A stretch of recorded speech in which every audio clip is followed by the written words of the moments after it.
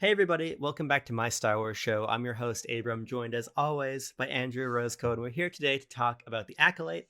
We're a couple days removed from the trailer's release. We're a couple days removed from a failed recording about this very topic. The internet intervened and dropped my service when I was trying to record. But we're back. We've had some time actually to sit and think about the Acolyte and sort of become immersed in a lot of different discourses about the show for better and for worse. And so we just wanted to sit down and chat a little bit today about our excitement level for the show and also sort of, from my perspective, a couple of the stories that have come out in the last couple of days that give me even more hope, not only for this, but sort of for the direction that they're trying to take these Star Wars shows in A new wholesale. hope, Abram. A A new new hope. hope. Exactly, Andrew. But you and I are both very excited about the Acolyte. We both had a couple days to think on it and everything. And you're still very excited? I'm very excited. Yeah. As I was trying to say earlier or last time or whatever it is now, I'm very excited to just kind of get away from the whole Skywalker saga, where Yeah. even shows like Andor, which we both absolutely love. Even then, there's still the whole Empire and stuff. It's nice to be able to just be a little removed from that, by a century or so, and kind of just not have any baggage, any real baggage holding back whatever the writers or creatives over there at Lucasfilm are trying to do with this. So I'm excited to see. We saw in the trailer different lightsaber colors, like yellow, feature very prominently. I'm wondering if that's like a time specific Yeah. thing or something. But I'm curious to see the Jedi at their peak because for years and years I've always wanted an old Republic film, and this is like the next best thing to that because it's still not Yeah. far removed enough for my liking. It's still but again, we're seeing there's a scene where we see all these lightsabers just ignite, like 7, 8, 9 of them, and it's like let's go. That's Yeah. what I always wanted to see them. Is just because when you watch the movies and the Jedi, either in the original where they're basically gone, or in the prequels where they only really seem to show up at the Coliseum in Geonosis, and even then they're kind of just scattered. But here you see them at their peak, near peak, right? Near peak. Like you have so many different species also of Jedi. You have different colors represented. You have just so many different outfits and everything. So I'm really excited to just get away from the Galactic Empire and kind of see the little seeds of discord being sown early on. So Yeah, I mean, I agree with you completely. A pretty common refrain in the Star Wars community for what has felt like forever has been, we need less stories about people with lightsabers. But I kind of think that's always been a wrong premise. I think it's more that we just need to get away from as much of the continuity as we know, as is possible, because ultimately, yeah, I really love and gravitate towards a lot of I guess non lightsaber Star Wars characters and stories and games and everything. But as you're alluding to here, there's such a rich history of the Jedi, um, that has always sort of been on the periphery, that we're not going to explore, but we're going to explore so far in the past. It's really only going to be like thematic lessons that are applicable to the future. It's not like, oh, we're going to learn about 10 years before Phantom Menace, and we're going to interrogate these ideas about the Jedi Order and everything through this thing that's really close to Phantom Menace still. It's really close to the characters we know. No, we're 100 years prior. So the slate is wiped as clean as it possibly can be. And I think that that's really exciting. And as Leslie Headland is the showrunner for Acolyte, and as she's been talking about, she's been saying a lot of stuff, and we'll talk about a couple of the things she's been mentioning. But I really like that she is going to be going after this idea of power, and this is something we try to touch on in our failed recording. We can touch on it briefly again here, but you really like this idea, Andrew, and I did too. This idea of, and she uses the term underdogs for the Sith. This idea of inverting a lot of what we understand about the Jedi and the Sith. It's not a new concept necessarily, but again, in this fresh framework, I think it'll be really cool to see how that unfolds. Mhm. I thought you were gonna read something. I thought. No, we're gonna Oh, do a okay. lot My of bad. reading in a moment. I've got a bunch of different quotes pulled up. I see. Okay. Yeah. The I said the juxtaposition of switching up, where we're used to, or at least for a long time I'm used to my 90s era of Star Wars where the Jedi are just holding on by a thread, right? They're the Yeah. underdogs, the Empire's taking over, the Sith once more, the Sith will really all that, right? And they're kind of just like they taking they're like licking their wounds and they're just gone into hiding because there's nothing else really to do. And so I'm curious to see how that's going to be inverted, where like if the original trilogy is kind of the downward slope of like oh, we have a single hope, right? A single hope to kind of turn things around. I'm curious how that's going to be flipped on its head kind of with this show, where presumably if it is having to do with like we're going to assume here that the whole line, not bloodline, but the line of Sith, right? Of for thousand, for I guess at this point it would be 900 years or so, right? Yeah. Of just succession, of just accumulating and building resources, right? We start off with the rule of two with the very inception with Darth Bane. He's a modestly, in the books, he's like a modestly rich person where we leave him off in the books. And then to somehow that line of succession, that third line, all the way to the Palpatine, right? We get to Palpatine, and he has political influence. He has influence with the Trade Federation, with like the different guilds. He has various shell companies. So like to follow that through line now of where we're almost close to like we're 100 years removed, which sounds like a lot, but isn't that long when you consider how this, the Sith have been in hiding for so long, biding their time slowly because they can't beat the Jedi in the open. So it makes me wonder how far are we going to see hints of like, I don't know, are we going to see hints of the Trade Federation? Is there going to be like some Newt Gunray like predecessor? Or is there going to be like rumors or swirlings of like there's like dark side users on the outer rims or something like I'm curious to see how it's gonna be more of a rise, I guess you could say, right? I mean, even the promotional image says in a time of light, like darkness rises, right? So it makes me wonder, like, are we gonna see the discovery of cloning technology, maybe setting the what you call it, the foundation later for like Camino or stuff like that? Like, are we gonna see the sort of kind of manifestation of like the Sith plan after all? So, and then also the term acolyte, it's a very religious, has a very religious connotation, and an acolyte is someone who's involved in ceremonial religious ceremonies, I guess that's the word I'm looking for. So I'm curious to see how that's going to be applied, because it seems just very obvious that the acolyte is going to be the term itself, the person who is the title refers to is a dark side user. So I'm curious to see how are they going to weave in some kind of like religious parallels, or is this going to be kind of like a I don't know, like like spin-off foundation kind of thing for the Sith or whatever dark side users we have. I'm very curious to see how there's just so much to anticipate and think of that it has me very excited. Yeah, I'm really interested because I think you're totally right that we're going to probably have a pretty heavy religious undertone to this show. And so it'll be compelling for me to see how they apply this idea of power, and how the power and religion will go hand in hand, and sort of see what Leslie Headland and her team are trying to say, both in terms of the Star Wars universe, but then also our real world, because obviously, and they've said as much, this show is very inspired by Andor, and Andor takes this anti-fascist revolutionary idea and applies it both to the Star Wars universe, but then also applies it somewhat broadly to our real world, and it sort of operates on several thematic levels. And so I anticipate that this show will probably be the same, and that's one of the things that excites me the most, is seeing these different levels that this team is going to be working on.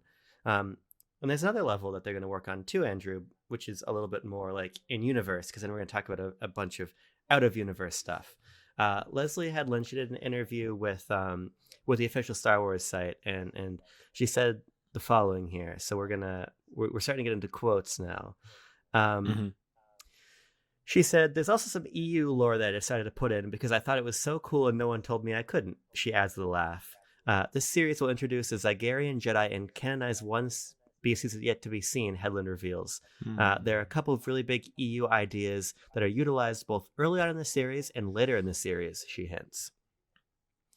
Now, Hmm. I'm really interested in this, in large part because obviously, for people who don't know, the EU is now largely not canon. It's now largely just legend storytelling. And slowly, especially Dave Filoni has been pulling a bunch of stuff back in and is setting up an Heir to the Empire, which we'll see if it's actually Heir to the Empire, or sort of in name only, the way that like Marvel's Civil War is that comic storyline, really only in name only. But Right. I'm interested because you were mentioning Old Republic a lot, and obviously this is set during the High Republic, and that's something I'm going to get to shortly. But what do you make of this idea of folding the EU stuff that I know you really grew up on and really love and have more connection to than I do? What do you think of this idea of that stuff being brought back too? I love that idea. I love I know I've seen a lot of reactions even during like the Ahsoka stuff where a lot of people were just kind of like a little more pessimistic and saying like, "Oh, well they're just copying ideas that were already established." And I'm like, it's not really copying if it's from the same license. You know what Yeah, I mean? You're just, if anything, you're just kind of bringing like these are the coolest ideas of, concepts we had before and now we want to make them like official. Like it's not like really like you're like copying from a complete like from Star Trek or something. I mean exactly. it's within the same universe, so it's not, it's, I don't think it's that weird. But I like this idea because they've been doing this for a while now. Actually, I remember in one of the Clone Wars episodes, the CGI Clone Wars, not the cartoon one, not the I can't even pronounce his name, not the Tarkovsky one, but Yeah, the Dave Filoni one. There's an episode where I'm trying to remember what it is. I think Bosk or some other members of Bosk species are hunting like Wookiees or a Wookiee, yeah, and there's like a hunting lodge, and on the in the hunting lodge they actually have a mounted head of one of the Yuuzhan Vong, which at that point was not canon. And then here's a mounted head of the Yuuzhan Vong, and so like that's like really cool. So it's cool when they do like little subtle things like that. But I do like when they bring in actual, like I remember when that episode that showed where Yoda is going on that spiritual journey and he encounters like Darth Bane, and it's like okay, Darth Bane's now canon now, like in this. Okay, so now he's like, because Clone Wars is canon, so therefore by extension, and then you start doing like kind of like the little connections, yeah, right? Of like, if this, therefore then that, right? And so I mean, I vaguely remember when Thrawn was shown in like, was it a Rebels season 3 trailer, like when they yeah, first showed that, and people were going ballistic because Thrawn had always just been kind of like semi-canon, like somewhere in the background. Like he shows up in a game or two, but yeah, the games there's levels of can canon. I don't know what you would say, yeah. but I don't know like, either. yeah. So like, that's really cool. I mean, I have no idea what the species she's referring to. That could be like so many. I'm thinking the most important species in the old EU could probably be, that's of any actual consequence, would be the can never pronounce the name, but like the Isalamar or whatever. It's basically like a little critter that creates like this like zone of anti-force around it, where Cool. like the force cannot be used like within like, I don't know, it's like half a mile proximity thing. I'm wondering if that's what it could be, because that would definitely flip things around, I think, in a very Jedi focused series. So that could be, it could be that, but I have no idea. But I always love when they kind of just do the little wink and nods of like, oh yeah, this thing's like, we're bringing this back. And I think it's smart. I think it's smart. You have this stable that you already own of different ideas. Like, why not use them? Especially if they're things that people love, like Thrawn, or like what was they brought back like one of the old Republic ships in was it Rogue One? I forgot I which don't movie, but it was like an remember. old. Yeah, they bring back like one of like these 3,000-year-old like ships and just throw them in there. Oh, you know what? It was in Rise of Skywalker. That's what it Oh was. yeah, When sure. that fleet of ships show up, all those, and there's a couple of like, if you look closely, you can see like there's like an old Republic cruiser from like literally from KOTOR. That's cool. So that's cool. That's cool that they do stuff like that. So yeah, I mean, it's, why not? Might as well. Yeah, I mean that's also that big fucking fleet montage at the end of Rise of Skywalker is also, if I remember correctly, where we see the Ghost in live action for the first time. That's right. That's right. Um, and yeah, I mean, I'm the EU stuff really excites me because I just simply didn't grow up with a lot of it. I read a couple of the Star Wars books, but really, a lot of my Star Wars knowledge is either in canon, tangentially canon, like Clone Wars and things, or Mhm. games. So I'm always excited to learn more about the EU stuff that I largely missed out on. Um, but there's another big building block, obviously, to the Acolyte that's very new, and that's the High Republic. Obviously, we're set in the High Republic period, and from what I understand, some of the characters in the trailer actually are established characters in the sort of High Republic. I guess you could call it like transmedia empire or whatever. I mean, there is Yeah. so much fucking High Republic stuff. That there's a ton of books, there's a ton of comics, there's Mhm. like a Disney Junior show called like Jedi Tales or Jedi Adventures or something. There's a Yeah. there's a radio play. There's so much stuff. I'm curious, Andrew. I mean, we've talked about this briefly to each other in the past, but how into, if at all, are you into the High Republic? All right. I want to say something right now, and I don't want you to laugh at me. Okay. Have seen the Disney Junior show you're talking Okay. about. I'm not gonna laugh. Is that any good? Different question. Sure. I mean, it's clearly aimed at at children, Yeah. like five, your preschoolers, right? It's really funny though, because like you have these kids who have lightsabers, and like I just think like I don't know. I mean, the real world equivalent would be like giving children like tasers or handguns or something. What I mean? So Right. it's kind of like odd and disarming, because there's like this reoccurring villain who's also a kid they deal with, who's kind of like a pirate. He's like the antagonist, and it's just really silly. It's like, oh no, like this episode, like he stole a holocron, and oh, he's only like 2 miles that way, and then like the whole episode is them trying to get over there for like Sure. within the 15 or 20 minutes of the runtime, whatever. So I only seen like the first 3 episodes just because I was very curious, and I'm Yeah. like, okay, I get it, that's enough for me. But I haven't, I mean, I've started, I got about halfway through Light of the Jedi, Yeah. which is a book I think you also have, I think. Yeah. And I honestly forgot what happened. I got distracted, but that book just throws so many characters at you so quickly, and it was so hard for me to remember who's who. I did read though that one of the characters who's in the Acolyte trailer, she's the tall green woman who like does like the little door open thing Yeah. that all of us do when we go to the store with motion with our hands with automatic doors. That she is introduced in one of like the young kid like novels, or not novels, I guess. They're like, yeah, they're like little like chapter books Yeah. aimed at kids, like sub like 100 pages or something. And that she is the grown up version of that younger teenage character is introduced, who I'm very excited to see if she has it in the show. Has a lightsaber, a light whip. That is her like weapon in the little novel series, which is an idea that's introduced in the EU. Actually, originally, there's different lightsaber variants, but a light whip is exactly what it sounds like. Sure. It's a lightsaber hilt with like a energy whip kind of thing, and we kind of see that too in the Last Jedi with the electric, the Praetorian Guard kind of Oh, thing. right. Similar. Yeah.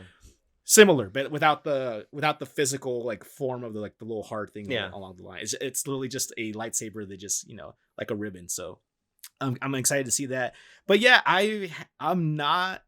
I mean, with Acolyte coming out, I definitely want to get more invested in High Republic stuff.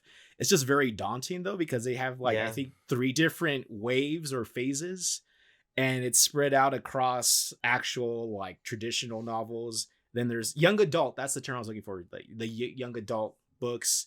There's even like early reading, like for like 3rd grade and under books that they have, which from my understand are not nearly as important as the other stuff. Sure. But like there's a comic series, and it's just it's a lot. And I mean, right now I'm reading this book called Master and Apprentice, which is about Qui-Gon and Obi-Wan like in their early days kind of Yeah. thing, which is really really fun to read. I'm really enjoying that. But like, man, there's just so much media that I consume that's not even Star Wars related. It's just like it's really hard. And Yeah. if I want to understand, but like there is every now and then on my YouTube algorithm, I'll see like recommendations of like, here's all of phase 1 and condensed into like an hour and a half, and I'm like, okay, that's a little more approachable than Yeah.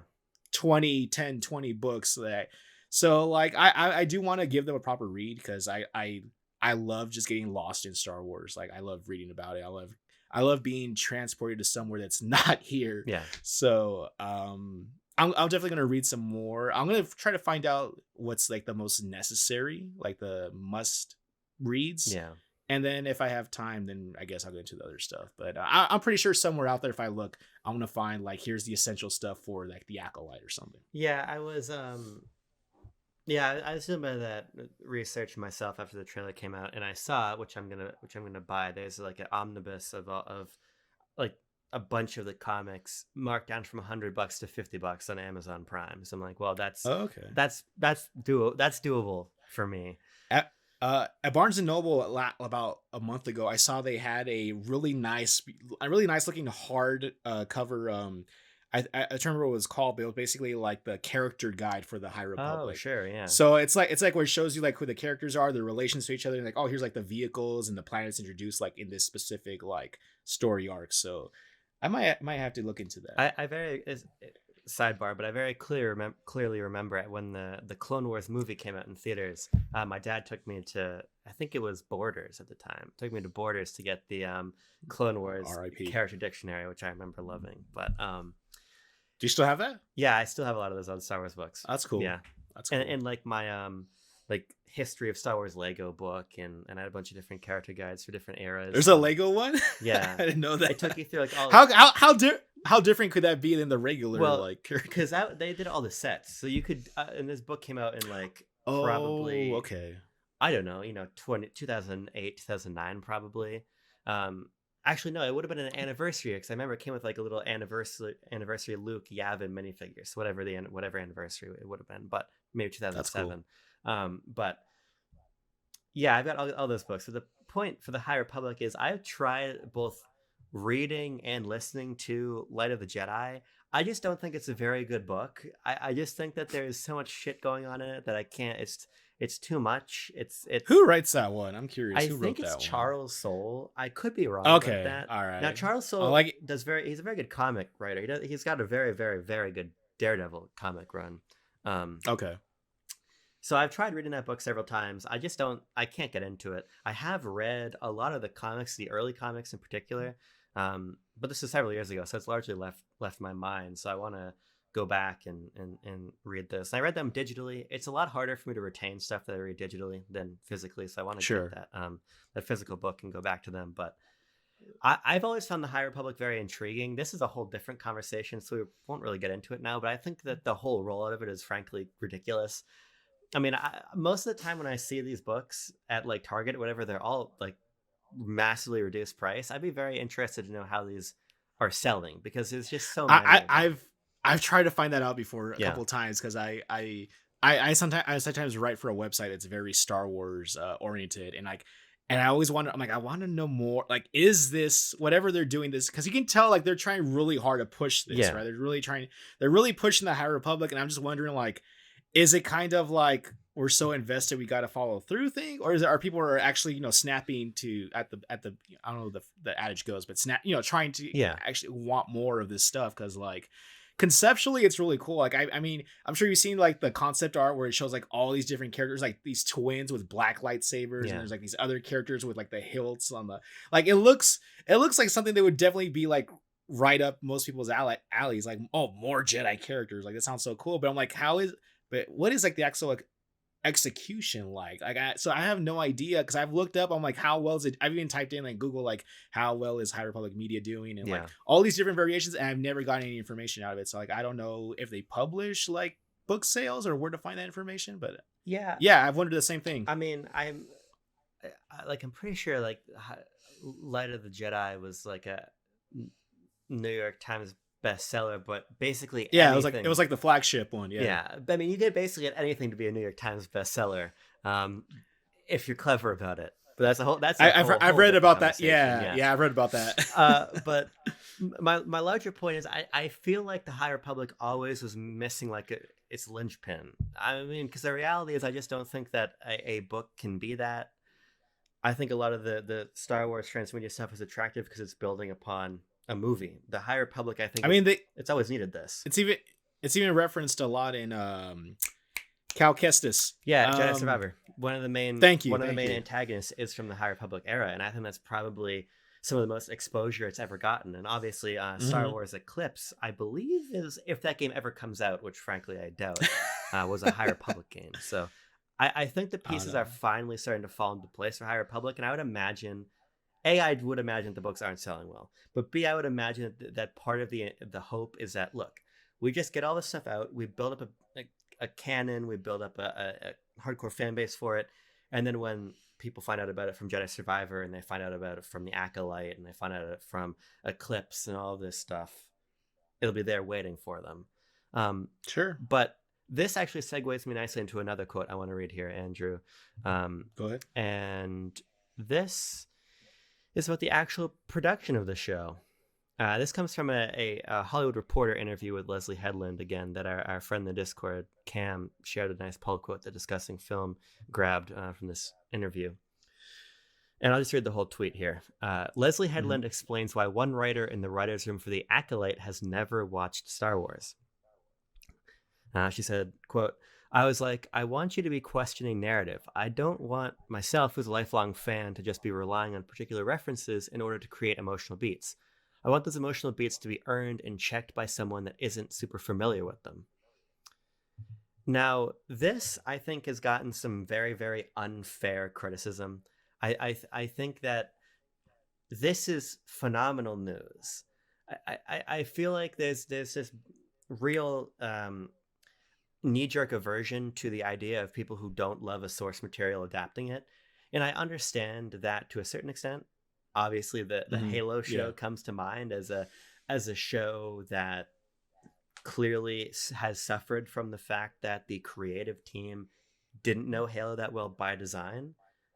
But the issue is that nobody there knew Halo, right? Or I don't want to speak in over generalities because I'm not super familiar with the production of that show. But the point is, the Acolyte is not a situation where you're bringing a completely random group of people in to make this. What Right. Leslie Headland is doing, and I think this is perfect, is saying, look, I know Star Wars, I love Star Wars, but sometimes you can love Star Wars too much, and the product can suffer. So she's bringing in somebody else to check her and check the rest of her team, who I'm sure also loves Star Wars. And I think this is perfect because on one hand, you can get a Halo show where you're too far removed from the source material, but I think, and I'm quite critical of him for this, I think you can get like a Dave Filoni in the writers' room who loves Star Wars to such a degree that the show becomes so immersed in Star Wars that it loses a little bit of the appeal. Like, I really enjoyed the Ahsoka show, but by the end of the Ahsoka show, they were referencing things that I don't understand.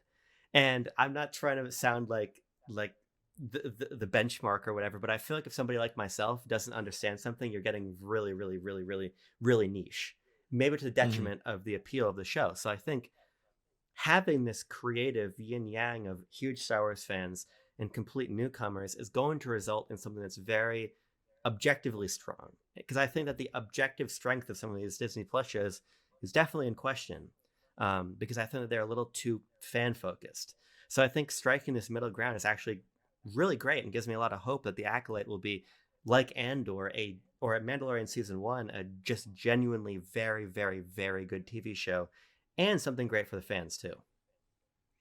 I think you hit. I think you hit it right there, Abram. The word you said, objective, right there. Yeah. I remember when I read this, I did have, because I am human. I had that initial knee jerk reaction of like, oh, this is a bad idea. Yeah. And then I kind of thought about it, and I'm like, oh, after reading some of the responses to it, and I was like, actually, that's not a bad idea, because it's like you said, it's not like it's in the entire writing team. It's like you have one person within this group who's like, I think of it's kind of silly. I think of like when you see those commercials about 4 out of 5 dentists recommend. Sure, exactly. And you have like that one dentist. It's like, why aren't you agreeing, or like, or why don't you recommend this thing? And it's like, so that's this person right here, right? This writer who's kind of like my vision. I don't have like rose tinted glasses. My vision's not, not corrupted. It's not clouded. There you go. Exactly. It's not clouded by my love for this thing that I don't see any flaws with it. This is a person who sounds like they're kind of like the anchor to keep it grounded. Like, do I have to love Star Wars to appreciate the story you're telling, kind of thing, right? Where it's like, is this good writing regardless of, lightsabers and Sith and all that, right? Like, is this story hitting emotional beats? Like, do I have to know the entire, like, I don't know, like history or culture of the Wookiees to like appreciate whatever this Wookiee characters going through kind of thing. So I think you're right. I mean I know you're right. I know you're right. That it's good to have someone there to kind of a little pulse check and like so you need someone who's there to kind of challenge. Like I know for example, I'm trying to remember what was the example of I think actually it was Mr. I think it's Mr. Beast. He has like he always from what I understand, I was reading this article from somebody else that he always has somebody like he tries to listen to contrarians in his group like is this video worth releasing? Is Yeah. it worth making? And he doesn't want just yes men. He has plenty of yes men around him, but he tries to check in with people who he thinks are going to challenge him.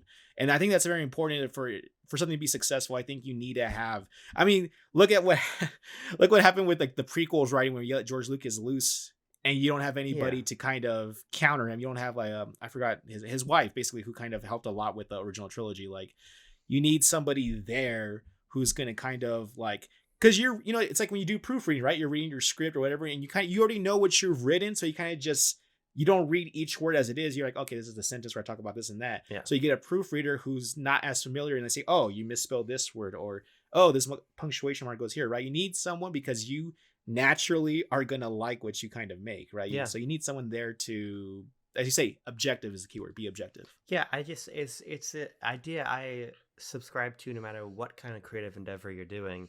You must have somebody who can check you. I think the examples you've given are great, and I think this is also essential for just Star Wars in general because you know the first film was nominated for Best Picture. It ended up getting beaten up by Annie Hall, which is a really good movie, but in my opinion, a robbery of Star Wars that year. But Star Wars was really punching at this massive weight, and we've seen Andor do it again. I mean, Andor was up for very prestigious awards. It didn't end up really winning many, I don't think, but it was in the conversation. And I think really to get in that mix, you have to get out of just fandom territory. And I think this is the way you get out of fandom territory. You bring a fresh creative team in. We always go back to this, but when Star Wars was new, and this is such a simple idea, but there was no other Star Wars to reference. And so all these other things had to be pulled in, and we know that Leslie Headland is a big fan of wuxia cinema, and that's very clearly and openly she stated influencing this Yojimbo, Come Drink With Me are two things she cited. There's external stuff coming in, and so I think when you're bringing the outside influence, when you're having somebody who can almost be like a guardrail for you. I mean, the showrunner has got Star Wars tattoos, right? I mean, we're not talking about somebody who's not passionate about the brand. So, Oh, really? Do they? I didn't yeah. know So that. when you're talking about her fandom, when you're talking about her outside influence, and you're talking about another person who's like this grounding force in the writers' room, I think we're gonna have Pun something really intended. special. I think that is. I think that's going to be great. That's one of the things that has to be the most excited about the show. Yeah. Oh, I'm sorry. Go ahead. Well, I've got something I want to sort of pivot. Unless you got something else you want to say about the writing of the show. No, no. I was just gonna say I find it interesting that it's a group of writers, and I thought it was gonna. I saw some gripes online about people being upset that they think it's not going to be as cohesive because it's like they're spreading out. Like I think certain like this person's in charge of episode 2 and 3. This one did episode 4 and 5, and like, Yeah. but I guess we'll have to see how that turns out because it's not a new concept that we've seen that with. I think Mandalorian. Mandalorian has like guest writers or like Yeah. one-off writers here and there, and like that, I think that show's stronger for it. So, go ahead. Yeah, I mean, Pivot. there's just I think that is I think that people who are really worried about that are just maybe not realizing the fact that basically every movie is written by a group of people. Every TV show has a team of writers. I mean, this is just sort of a normal thing. So I don't necessarily know if the cohesion is really a question, but that's really neither here nor there because the other thing that has me very excited about the Acolyte as somebody who loves film largely through a visual lens is that the Acolyte does not use the volume. Now, the volume, for people who do not know, is essentially a very cool piece of technology. I have to be honest with that. The volume is essentially a big 360-degree screen that you can film in, and the technology is really good, so you can put the background right there when you're filming. and it's a really advanced technology that you can use to a lot more convincingly than like green screen make a dynamic non-real world come to life. And there's really really cool behind the scenes footage and vignettes and documentaries about the volume and Mandalorian, which is really the show that pioneered the volume. And now the volume is not only a staple of Disney but also staple of Hollywood in general. Poor Things, which was just nominated for Best Picture, uses the volume, for instance. It's all over the place. But the volume is also becoming obvious. It becomes Yeah. obvious when you're in a simulated environment, and it's better than just sitting in front of a green screen, but it is not practical. Now, Andor was shot on location, and Andor looks fucking beautiful. And The Acolyte is also shot on location. Of course, there's a ton of VFX shots, but everything has a ton of VFX shots in it. Andor is full of VFX shots. But I think the fact that there's a real, authentic, organic feel to the look of the show is critical. Again, we're going back to practical hand-to-hand wuxia combat where the actors have been doing their own stunts and you're filming on an actual location. I think that's going to again elevate this show among the other Star Wars shows quite significantly and give it a unique feel, which is what I think this era requires. One of the posters that we've gotten for the Acolyte is this really striking image. It's quite plain. It's just one character standing like on this outcropping, looking over the water with the sun rising. That's a very different visual palette for Star Wars, and so I'm just really pleased to know that they're going in this more authentic direction for the look of the show. What do you think about this, Yeah. Andrew? I agree. I'm thinking of like you said, like the volume is really cool. It's really cool tech. But like if you watch enough, just watch enough Star Wars or just Disney Plus related stuff, Yeah. you can kind of tell when they're using a lot just because it's like enclosed outdoor spaces. And it's just kind of there's like this I don't know if it's the lighting. Sometimes it is the lighting that kind of gives it away. But there's just certain things where you can tell it doesn't feel like you don't see like the wind blowing or like certain little things that you don't pick up on. Like I think of Andor, or I think of for some reason the beginning of no yeah I think of Andor when I think of there's that scene in during the Aldani heist before they get to the actual heist, but like when they're kind of making their way towards the dam. And there's that cool shot of the TIE fighter roaring over the river. You see like the ripples in the water, but you also see like the grass blowing and moving. And like you could not do that in the volume because you just don't have the space. The space is a limitation. And so like having like these open like rat valleys and rivers and kind of thing is like it just adds further to the immersion. So I'm excited that they're gonna be not to talk crap about the volume, but you see enough stuff where you kind of just start to kind of like pick up on it. It's like you can't really define exactly what it is, but you know it's there kind of thing, right? So like the light, like I said, the lighting and just spaces, like when there's an open space, like I think of I know a lot of like for example Obi-Wan, a lot of that was done with like the volume because you can like when they're in the city, you can still tell like the outline sort of the city kind of looks like it's enclosed, even though it's supposed to be open. Like there's just it's like your brain kind of just picks up on it for certain things. You have to watch a lot of stuff, Yeah. but you do kind of pick up on it. So I hope, yeah. And then you said like how it's narratively similar to Andor, and I'm like, these are all just green flags for me. No volume, narratively similar to Andor, and like away from the Skywalker, like I just see nothing but positives so far for this show. So I'm glad. I'm curious to see what locations we're gonna see, and just later on find out like, oh, like this was I don't know, in the Sahara or God no, because that means they go back to Tatooine or something. So hope not. Yeah. But like clearly we see like okay, there's like a forest area, like a jungly kind of misty area. We have like it looks like I see like tundra when we see what's her name Trinity from the Matrix. Carrie-Anne Moss. As she approaches like one of the like this like tavern or something, like you can kind of see like it's like a very rocky outcrop kind of area. I'm like, oh, okay, I wonder where what location that's based off of. So yeah, I'm glad when they said like, oh, like there's like either little or no volume use. I'm like, okay, cool.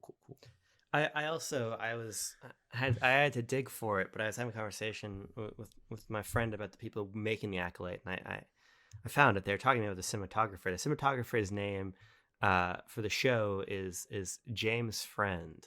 Now, James Friend's biggest recent uh, achievement as a cinematographer is the 2022 remake of All Quiet on the Western Front, which is Ooh, I love that movie. it's an amazing It's film. very Yes, depressing, but I really enjoyed it. So that's yes, cool. So it's it's gonna be very gritty then, probably, huh? Very gritty or just very dark.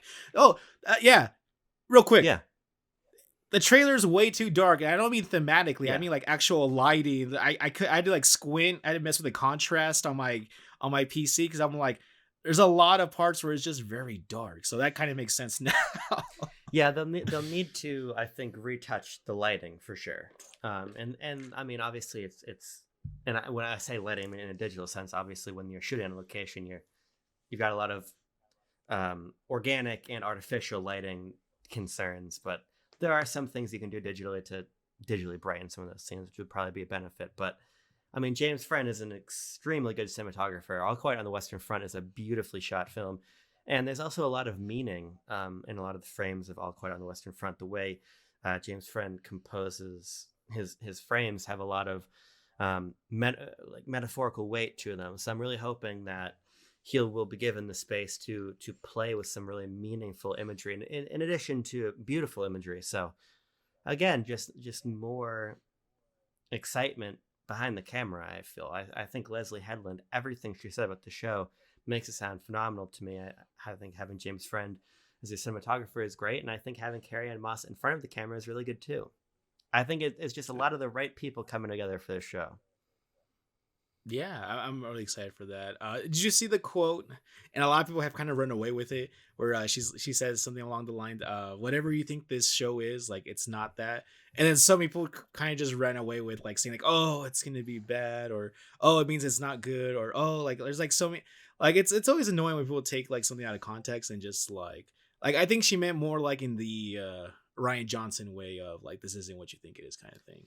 Yeah, I agree. I mean, it's such an inherently nothing statement. She basically, all she was saying is that the Acolyte will surprise you, and I think that that's a reasonable thing to say. I mean, there's certainly, there's a formula to a lot of these Disney Plus shows. We kind of know where they're going. It's sort of, we understand what's coming, but we're in this space now where there's no real framework. Narratively, like even Andor, we know where Andor ends. We know what happens to Cassian Andor. Right. We've Yeah. got no idea how this story could unfold. Um, I think that there's been a lot of really bad faith conversation around the Acolyte. I Yes. I there there have been more dislikes and likes in the trailer now, which I think is, Never mind the fact that the trailer is like the most viewed Star Wars thing Disney has done like in a long time. yeah. Just throw that in there too. I think it's very unfortunate that this show seems to be under fire from people that are acting in clearly bad faith. I think that there is Agreed. a lot of Last Jedi style discourse around this show. The way it's never gone away since the Last Jedi. Now hold on there. Hold on there. Now hold on now. Sorry, I mean Last Jedi in the sense of like how people were treating Rose. Oh, absolutely, Yes, absolutely. Yeah. I think that Mhm. there is and that's what I mean. I mean, the Last Jedi came under fire for a lot of, I think, very justified narrative reasons, but that also gave rise, I think, to this splinter group in the fandom who I think felt vindicated by the divisive nature of the Last Jedi and used that as an opportunity Mhm. to sort of go on this anti SJW tirade against Kathleen Kennedy and Right. Star Wars. And I think, unfortunately, it's really cropping up again very strongly. I mean, it happened very strongly too. Fortunately, I forget the actress's name, but the woman who played Reva in Obi-Wan Kenobi obviously got Oh yeah. viciously harassed, which is just unacceptable. But I feel like there's a lot you can be upset about in terms of the Acolyte. You can just simply think it doesn't look that compelling as a show. You can think that it's too dark. You can think that it might be messing up canon. You can think all these things. But I don't think that those are the people that are mass downvoting this show.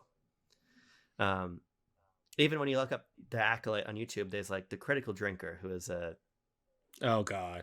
Yeah. That Yeah. their video comes up right at the top, and they're like the video's called like the message is strong with this one, and I just think that a lot of Yeah. I this, saw. yeah, I didn't even watch the video. I just read the comments and I was like, it's not worth it. I think that there's a lot of really uncritical and bad faith anti SJW nonsense being thrown out about this show, and I think it's just kind of ridiculous. It's a long which story. is really which is really weird if you understand the history of Star Wars. And its message has always been kind of anti-establishment. I'm like, who do you think the rebels are rebelling against? It's the Empire, right? The Galactic Empire, like this monstrous governmental entity. And then like people, I've seen the exact same stuff, whether it's on Reddit, which I don't recommend going on there anyways, but Reddit or Twitter or Yeah, the YouTube comments or just anywhere where people congregate online. You'll see like all this vitriol targeted to the Acolyte, and I'm like I see on Facebook because I spend a lot of my time on Facebook because for family and like for like fan pages and stuff, but like every major Star Wars page that I went to that like even mentioned like the Acolyte, you'll see like a post about like, oh, like can't wait to watch, or check out the trailer. Here's the trailer, like, because it came out this week, and you'll just see people say like, oh, it's like, oh, is it another like I forgot the term, but it was something about like, oh, girl boss kind of thing. And I'm like, really? Because I'm pretty sure I saw 3 male main characters. We have the guy with the dreads. I forgot his name. It was like Joro. And then we have the guy from Squid Games. And there's like another person in there. And I'm like, yeah, I was like, I'm not getting girl boss. And if you're saying just because there's like a woman in there, I'm like, does that mean like, Leia was girl boss? Was Padme girl boss? Ray? Like, there's always been like, a central or not. Yeah, there's always been like a central main cast woman in every single trilogy. And then I saw someone complaining about the black character, the black Jedi. And I'm like, we've had Lando, we've had Finn, we've had Mace Windu. Like, really? Like, this isn't, it's almost like, it's like those bad, you say those bad faith grifters who I think are just like, yeah, either they're very susceptible to the worst elements of persuasion from the worst bad actors online, or they really just, I feel like a lot of people don't really think that. I think they kind of just see something and they kind of just run with it, right? yeah, Oh, you're saying this is what's happening, that must be what's happening, kind of thing. So like, and I saw a lot of people like say about the quote about how it's not about good or bad, it's about power. And yeah. then people were saying like Marxism, and I'm like, unless I see the Gungans trying to, with eat the rich for Queen Amidala or something, like I don't know what you're talking about, unless the Emperor or the Senate's talking about, shared custody or shared ownership of the of the resources or something. Like, this Yeah. isn't what you think it is. It's kind of like, it's like how the word literally no longer means Yeah. literally. It through overuse and through over misuse, I should say. That word you think means this thing no longer means that thing, because it's just, it's ridiculous, man. It's ridiculous. Yeah, I think, well, there's this really funny refrain in games where you get a lot of uh I guess still anti-SJW is probably the right word, like gamers who are like, man, I only play games that aren't political, like Metal Gear and BioShock and Red Dead Redemption, and it's like, what the fuck are you talking about? I think there's a two-prong issue. I think that one, Disney is in a position of supreme weakness right now. Disney is maybe the weakest they have been in a very long time. Definitely the weakest they've been in my lifetime, I would say. Do you like financially or? I mean, financially, well, they're not. No, financially, they're doing fine. They're actually up a little bit, but they're fighting and losing a cultural battle, I think. Oh, sure, yeah. Was it like last year where they were like not one of the top film or something like that, right? Yeah. Like Universal, it was like the first time Universal like surpassed them in like the box office or something. Yeah, I mean, their control of the box office is a lot smaller. The quality of their products is going down just in terms of critical consensus to their films. Attendance at their theme parks is lower. Big bullseye has been painted on Disney by a lot of conservative figures. Disney is an easy target right now, and I think you combine that with the fact that people willingly or willingly or subconsciously misread the overt meaning of Star Wars in the past, you just have this hard situation where everyone wants to take a shot at Disney and nobody wants to acknowledge the fact that George Lucas openly said what the Battle of Endor was, openly said who was which side of that battle, if we use that as a metaphor. Star Wars has always had a political overt stated meaning that a lot of people, I think, for reasons that are far more complicated than this discussion, people latch on to, which is really neither here nor there. It's ultimately just to say, I think that it's unfortunate that so many people are unwilling to give the Acolyte a chance. Is the bottom line. That's what bums me out the most. I mean, if people see it and they hate it and they've got a good faith reason to do so, I think that's totally fine. But and there should be that kind of discussion in the fandom, but it's kind of hard for me to be like, oh man, I can't wait to engage with the Star Wars community when Acolyte comes out, because I feel like it's just going to be a disaster. Yeah, I don't know. Have you, by any chance, have you ever seen Parks and Recreation? It's I like haven't. NBC's comedy. No, there's a character on the show. He's like super libertarian, but he's really funny. He's really funny. He says something along the lines of like, he's like, I don't like messages or political messages in my media. He's like, that's why I like Moby Dick. It's just about a man and his hatred for a whale. And there's like so much more to it than that. But like, it's like what you said, the whole Metal Gear Solid comment of, but yeah, the funny thing is I have seen comments though where they're saying like, oh, this looks like woke trash, but I'm still gonna watch it though. And so like there is like this kind of funny underlying kind of a lot of people like to talk smack, a lot of people like to talk crap, like they just like to complain about stuff, but they're still gonna consume it just because it's there kind of thing. So like I don't know how many people are really like people of conviction, and then how many just want to just say something because they feel the need to say something even though no one's asking for them to say anything. So I think there's a lot of that. I think, I mean, I just think that there's so much at play affecting this show, but ultimately, The Last Jedi still made $1 billion. A lot of there is definitely Star Wars media that's not done very well. Ahsoka did not do very well. Kenobi did not do very well when it came to the number of people watching. But I think that we can never let the vocal minority who have these ill-intended slights or attacks to sort of get obscure the fact that this is a wonderful time to be a Star Wars fan, and a wonderful time to get stuff you like and also criticize stuff you don't. I mean, there's plenty of Disney era stuff that I take issue with, but I think the fun right now is that there's so much stuff being tried, that there's something for everybody. There's a lot of big risks being taken. And I think the Acolyte ultimately, and sort of how I would sum it up, is it's a big risk. I think it's a big risk to move away from everything we know in terms of recognizable characters and timeline. I think it's a big risk to bring in such a fresh creative team. I think it's really bold of them to do this, and it makes me quite excited that we have shows like Andor and the Acolyte sitting alongside things like Ahsoka, because I think you need all of this stuff. I think you need all of it. And then obviously Mando and Grogu in the Rey movie. I think it's just it's a cool landscape, and I just try to not, as best as I can, because it is very hard, not let the bad actors in the community kind of distract from that. You have to doubt Abram, but you also have to acknowledge there is half a theme park out there dedicated solely to Star Wars, and there's not that many IPs or franchises that can make that kind of brag. No, and I'm hoping to go this year. I'm hoping. Oh, we're going in. We're gonna go. My wife and I. We're gonna go in May.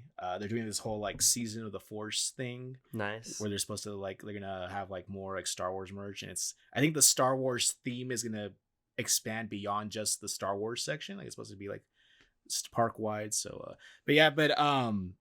I want this to do well. I don't know if it's gonna do well, but I want this to do well because I don't want Disney to be like, or I guess Lucasfilm in this case to be like, oh, we tried too different and people didn't like it, so let's not do that again. I want them to know. I want them to Because like there's a lot of, not just me, but there's a lot of people out there who are like, let's get away from the Skywalkers, let's get away from everything that's familiar, let's explore other, not just space but also timelines, right? Yeah. Try different things. I want this to be the stepping stone towards an Old Republic movie or Old Republic show, and the only way that's really going to happen is if they get the message that people actually have a yearning or a desire for this kind of stuff.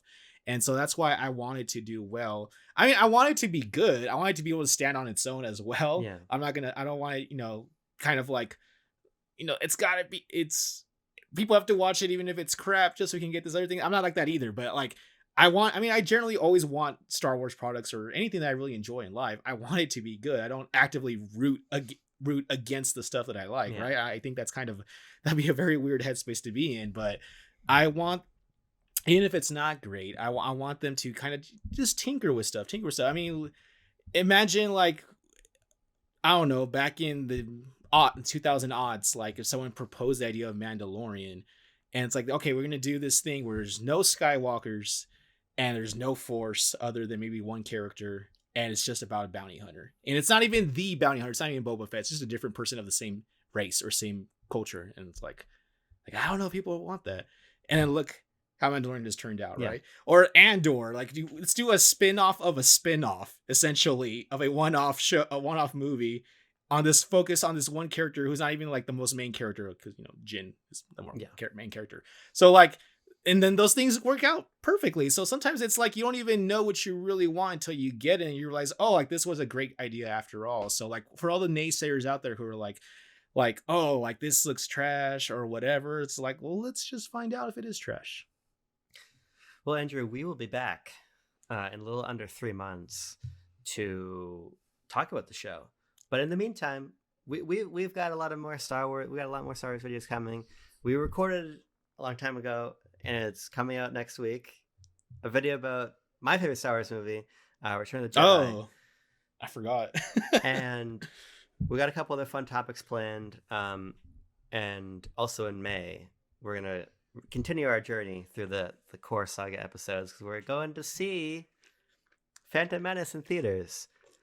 Last thing, Andrew, just fun final question before we sign off here. Sure, go ahead.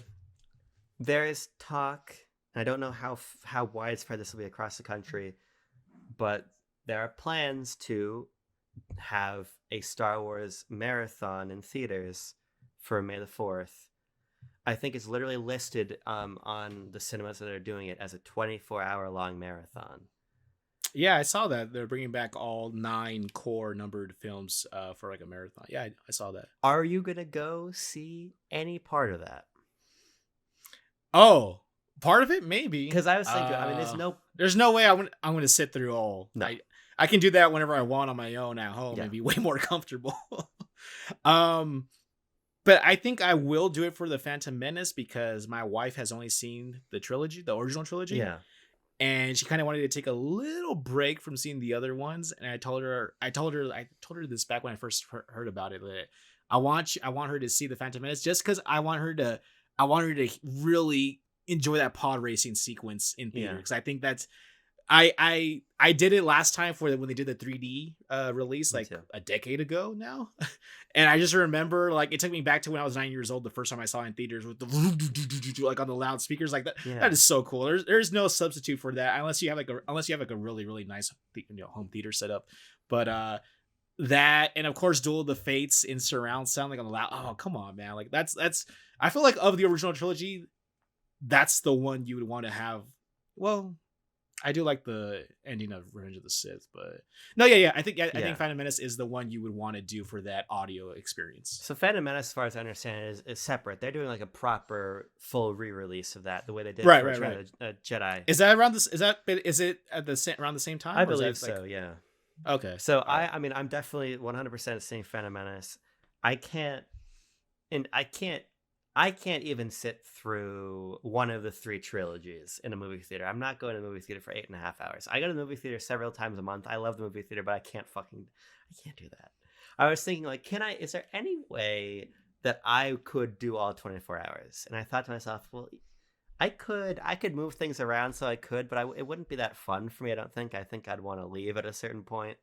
Yeah, We it'd be also more have, of a chore. yeah, Yeah. we got like a 75-inch TV off frame over here, so I can have a good experience at home. But I really, really, really, really, really want to see um, Revenge of the Sith in theaters. Oh, And okay. I feel like, I mean, I've not seen A New Hope or Empire in theaters, but I feel like the chances of those just coming back at various times. Our local theater also does like a whole classic film like series and showing and everything. They're doing Harry Mm-hmm. Potter this weekend, which we're going to see. But I really, really, really, really want to see Revenge of the Sith in theaters. Some, For what reason? It's just for nostalgia reasons, yeah, just because I or love it, just because it's one of my favorite Star Wars films. My top three. did you see that one originally in theaters or no? No, because when I came out in theaters, I was 5. When I Yeah, you would have been old enough. well, it's funny because I didn't see it until it came to DVD, and my parents wouldn't let me watch the Mustafar fight. Really? Yeah, Okay. and Oh, I, maybe because of the burning. and I was Yeah. also scared of some parts of it. I remember being scared of some parts of it. Really? So, like Palpatine using the lightning and his face changing in real time and all that shit. I'm like, oh, that's scary. Really? As a kid. You know what's funny about that Yeah. is I remember when I want I must have been like 5 or 6 years old, but they were bringing back, I don't know if it was A New Hope or The Empire Strikes Back for like an anniversary back to the theaters like in 97. I think it was 1997 Probably, yeah. right around there. And I remember as a kid, I forgot when we were watching, but they played like the ad or the commercial for whatever, and that infamous THX as a kid, Yeah. I remember in theaters closing my ears and my mom like kind of like swallowed me. I was like 6 or 7, swaddled. Okay, I said swaddled. Okay, she kind of like swaddled my Yeah. ears because I just remember they're like showing like back in theaters with enhanced sound, and man, that sound was enhanced because it hurt my ear. So you saying like you were scared of that, it reminded me of like, oh yeah, there's a time where like I didn't want to hear it. Yeah, I mean, the last thing I'll say before we wrap up, that is just a general gripe I have with theaters. I mean, I saw Dune 2 on 2 different premium screens. One was IMAX, one was just a Dolby. They really like to they really like to tell you like, man, you're in a fucking premium theater because they just blast the Dolby sound at the beginning as like Silence. like the preamble before you even get to any of the film. It's just like, what if we made a really Oh. really loud Dolby noise to remind people where they are? I'm like, we don't need that. But I can imagine how annoying it is, like that Coliseum scene and just like the now I that can imagine how loud that was. I love. That's loudness of the purpose. But Andrew, I think we've had a very, very good conversation with the Acolyte. I invite everybody to continue it with us in the comments and on our Discord. Link as usual is in the description. But we can't sign off with me having the last word. Ultimately, Andrew, you must say it. I play it now. Look at that. May the force be with you.